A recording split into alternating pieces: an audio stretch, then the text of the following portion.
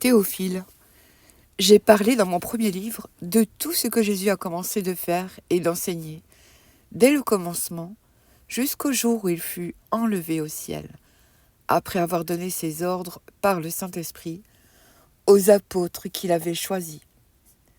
Après qu'il eut souffert, il leur apparut vivant et leur en donna plusieurs preuves, se montrant à eux pendant 40 jours et parlant des choses qui concernent le royaume de Dieu. Comme il se trouvait avec eux, il leur recommanda de ne pas s'éloigner de Jérusalem, mais d'attendre ce que le Père avait promis.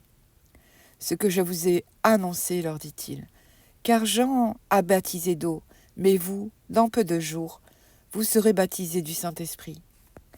Alors, les apôtres réunis lui demandèrent, « Seigneur, est-ce en ce temps que tu rétabliras le royaume d'Israël ?»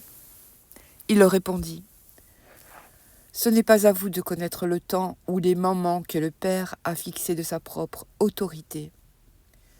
Mais vous recevrez une puissance, le Saint-Esprit survenant sur vous, et vous serez mes témoins à Jérusalem, dans toute la Judée, dans la Samarie, et jusqu'aux extrémités de la terre. » Après avoir dit cela, il fut élevé pendant qu'ils le regardaient, et une nuée le déroba à leurs yeux. Et comme ils avaient les regards fixés vers le ciel pendant qu'ils s'en allaient, voici 2 hommes vêtus de blanc leur apparurent, et dirent, « Hommes galiléens, pourquoi vous arrêtez-vous à regarder au ciel ?